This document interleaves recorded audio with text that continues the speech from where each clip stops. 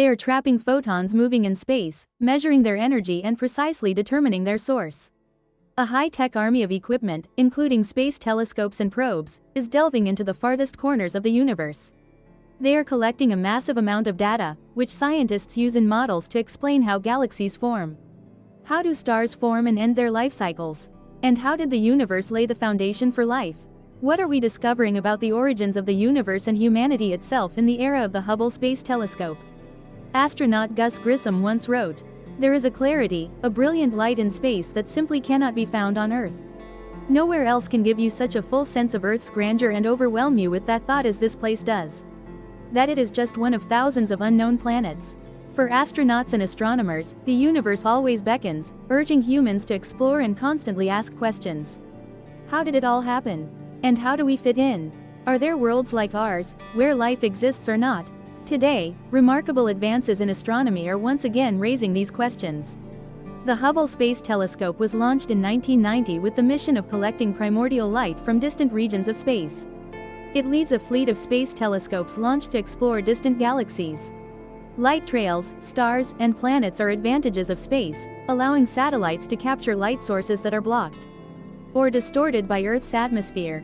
From long-wave infrared light penetrating dust clouds, it reveals hidden structures within star-forming regions or galaxies. These are high-energy rays emitted from supernova explosions or from the surroundings of black holes. When light from these objects reaches Earth and is seen by us, it has traveled through space for millions, even billions of years. It contains information about the formation process and nature of the universe. Placing telescopes in space is a crucial step in a broader technological revolution. On high mountaintops around the world, scientists are embarking on building a new generation of giant telescopes. Among them are the extremely large telescope system in Chile, the Canada-France-Hawaii Telescope, CFHT, and the Gemini Telescope atop Mauna Kea in Hawaii. These high-tech devices are equipped with the largest mirrors ever made by humans. They must achieve near perfection to capture individual photons from distant regions of the universe. For example, the mirror of the extremely large telescope system has a very large diameter. So much so that if you enlarged a mirror to the size of Paris, its surface would only be rough by about 1 millimeter.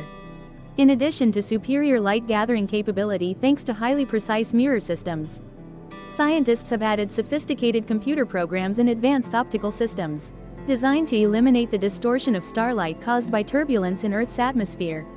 What is the purpose? To achieve a clear, pristine viewing environment right here on Earth.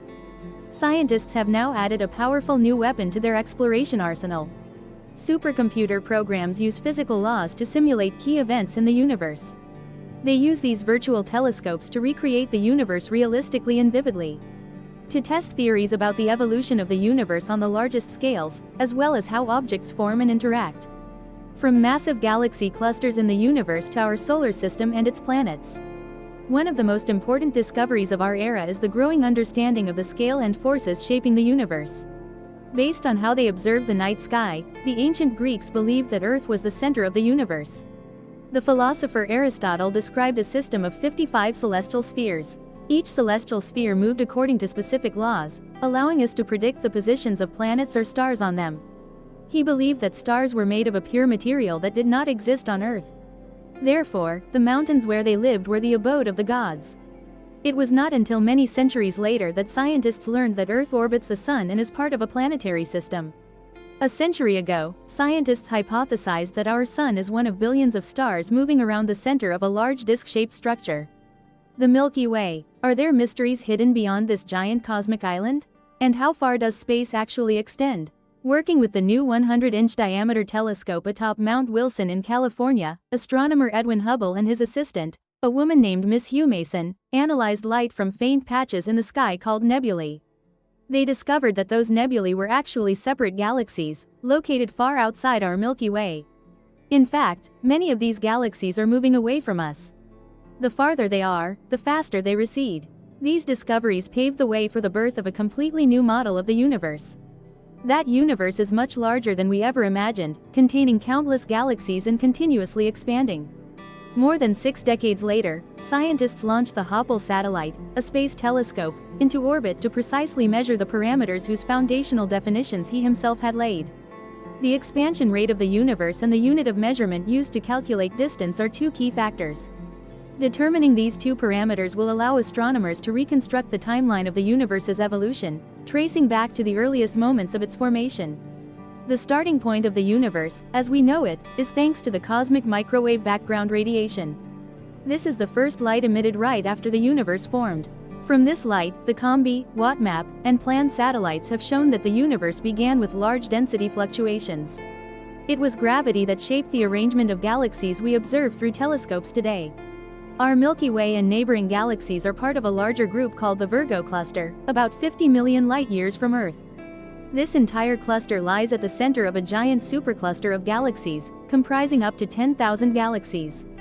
From this intergalactic center, countless galactic filaments radiate in all directions, weaving a vast network of light.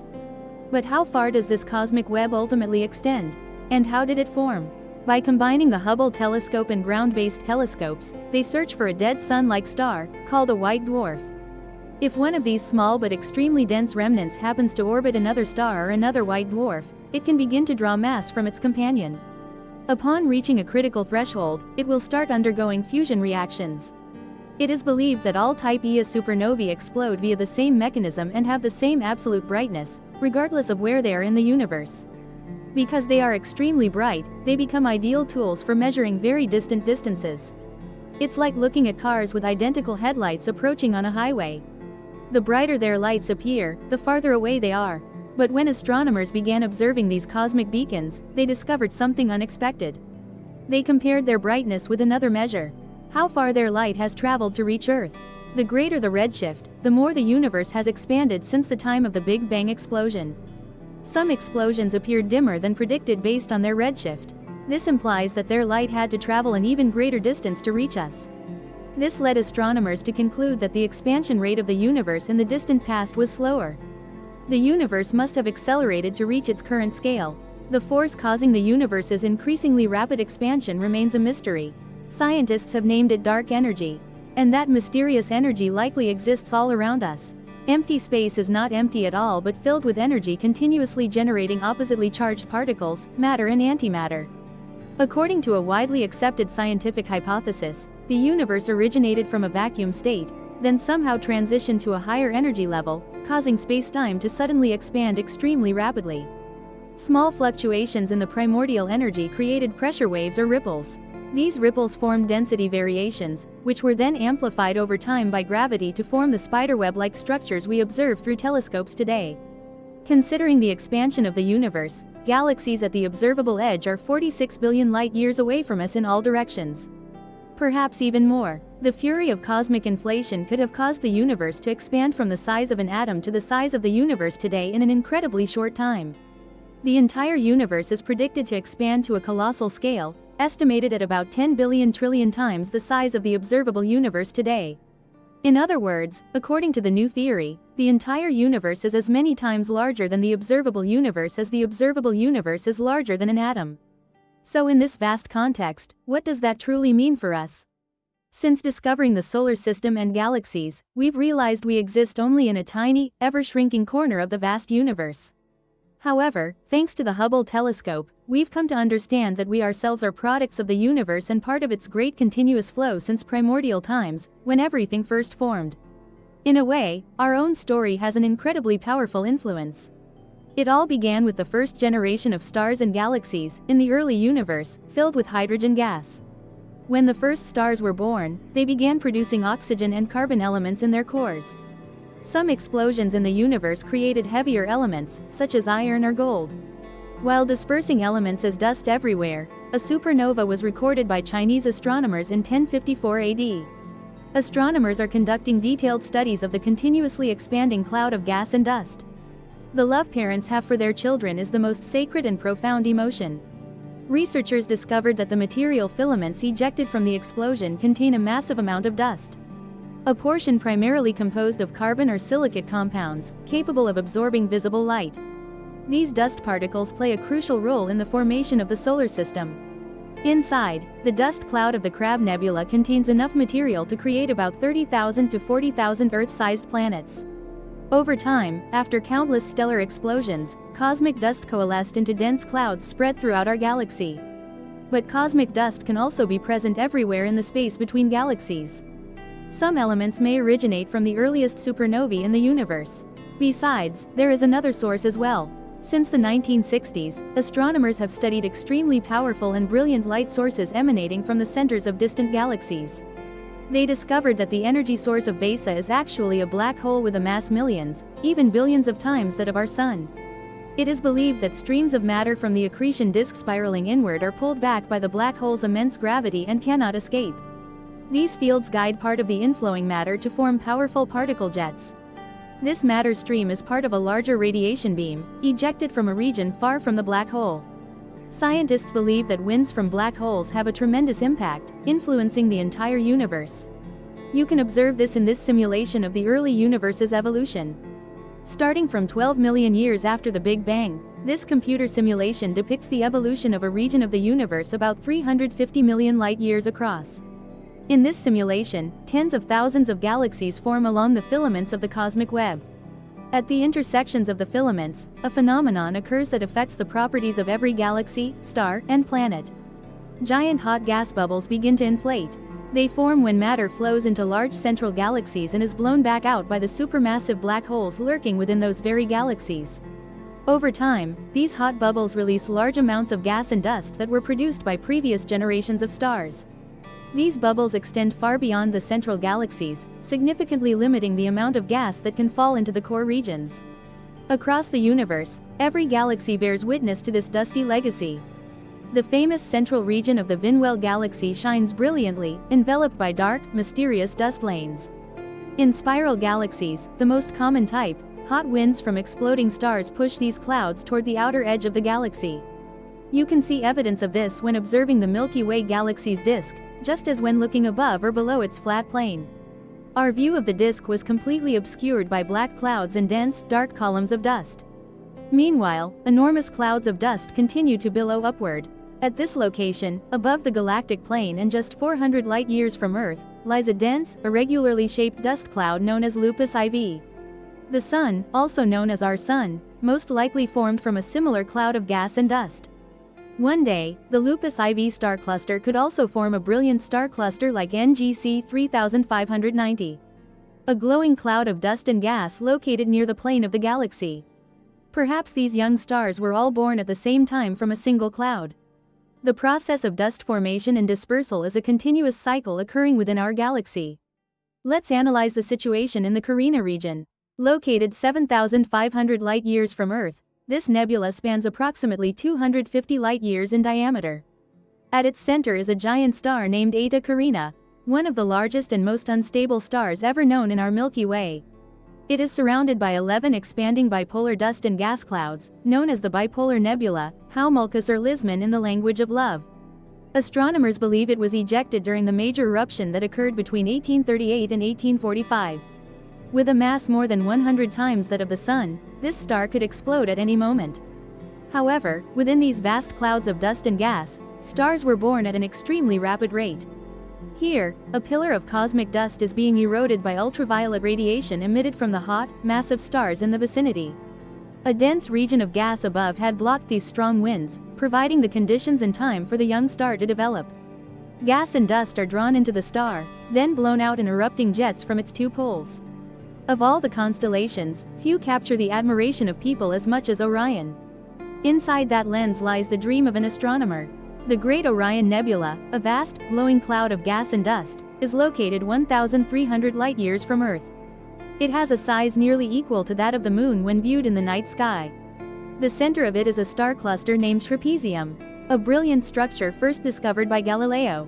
It emits a stream of wind filled with ultraviolet rays, causing the surrounding area to glow brightly.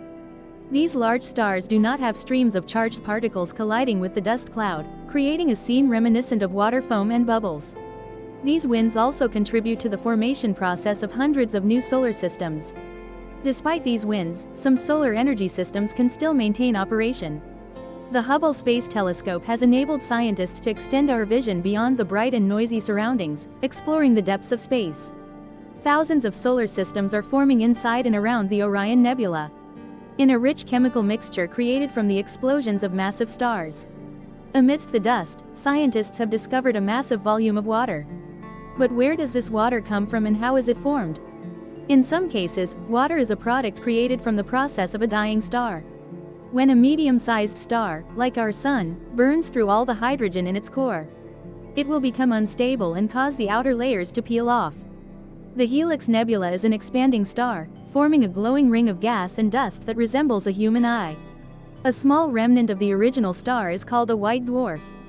Scanning high-intensity ultraviolet light through the ear rim will destroy certain compounds, including carbon monosulfide. The released oxygen will combine with the hydrogen in the element to form water. Dying stars are not the only source of water in the universe.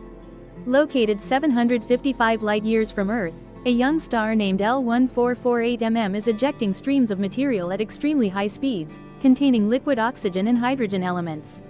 When encountering a colder environment, these elements condense into water at an incredibly rapid rate, 100 million times the flow rate of the Amazon River. Subsequently, water became a component in the formation of the solar system. Scientists have used supercomputers to simulate the planet formation process to study and better understand this mechanism. Gravity causes the central region to collapse, pulling in dust and gas. This force creates a swirling disk of material around the newly formed star. During formation, water acts as a binding agent, helping dust particles stick together to form increasingly larger objects, from rocks, comets, asteroids, and eventually planets. On the desert plateaus of Chile, astronomers use the Atacama Large Submillimeter Array, ALMA, to observe the chaotic environment where new stars form. One of these is the star HL Tauri, located 450 light-years away. Though only a little over a million years old, this star shows signs of ongoing planet formation. This type of hot star is enveloped in a cloud of gas and dust, known as a planetary nebula. As material flows into the star, it accumulates into a protoplanetary disk. Gaps in this disk indicate that the gravity of forming planets has begun clearing dust from their orbits. Dust in the solar composition contains all the materials needed to construct a planet like our Earth. Soil contains organic compounds. So, when it burns, where does the water in the soil come from? The answer likely originates from our own star. As the Sun radiates heat from nuclear fusion in its core, it generates a steady swirling wind that spreads to the edge of the solar system. This wind, encountering dust particles drifting in the system, is drawn in by planetary gravity. Annually, about 40,000 tons of dust and rock fall to Earth. These are remnants from the early days when the solar system formed 4 to 5 billion years ago. Interplanetary dust has long been known to carry carbon-containing organic compounds, which can survive intact through Earth's atmosphere. Scientists recently discovered a special phenomenon related to dust particles. Hydrogen ions or protons from the solar wind bombard these dust particles. When these protons interact with oxygen and silicate mineral particles, they form H2O molecules, which then adhere to the particles. This process has been recorded in lunar dust particles brought back by Apollo astronauts. It may be the source of ice water accumulated at the bottom of some impact craters and scattered in many places on the Moon. Beyond rainwater falling on Earth, this phenomenon may also explain how meteorites and asteroids carry water and transport it to our planet. Since water forms and spreads easily, its presence throughout our solar system is understandable. Pluto and its moon Charon are both covered by a thick layer of methane ice and frozen water ice. The two blue planets, Neptune and Uranus, have their characteristic colors due to methane clouds in their frigid atmospheres. Inside, charged particles move in a liquid water sea, generating electric currents and magnetic fields. Within the folds of Saturn's rings are countless ice particles. Just above us, the moon Enceladus hovers with an icy surface, making it one of the brightest objects in the entire solar system. Ice fountains. Scientists believe they originate from a subsurface ocean, pushed out by Saturn's gravitational forces. The largest planet in the solar system is Jupiter, and it possesses a huge water reserve. Storms moving on its surface result from water vapor rising and condensing, similar to thunderstorm phenomena. Beneath Jupiter's chaotic atmosphere lies a vast ocean. Jupiter's second moon is Europa. Its smooth, bright surface is covered by a network of grooves and cracks, formed by the movement of a liquid water ocean or icy layer beneath. Then there is Earth, a planet full of water. These vast bodies of water connect to form oceans, covering 71% of the planet's surface. Currently, scientists have discovered a massive ocean hidden deep within Earth, held in rock layers. The story of dust and water plays a central role, helping us understand how life could form. These two components can be found everywhere in the galaxy, but must life necessarily form in that way? Currently, Earth remains our only data point among thousands, even billions, of potentially life-bearing worlds out there. The Hubble era has opened a new way of assessing humanity's place in the vast universe, beyond all imagined limits. We have only just begun to realize its boundaries. New data supports theories about how the universe began with an extremely rapid explosion. Since science fundamentally concerns recurring natural events, some inflationary theories place our universe in an even larger cosmic context. The idea here is that universes, like bubbles, endlessly expand into the vast void. The reign of Hubble has brought tremendous advances in humanity's understanding of the universe. Certainly, this is only the beginning of a long journey to discover how everything works, our origins, and what the stars may reveal about humanity's place in the vastness of time and space. For astronauts and stargazers alike, when looking up at the sky to explore the mysteries of the universe imprinted on the night sky, they not only feel awe but also feel united with the vast cosmos. Thank you for watching HOPPEAU's video.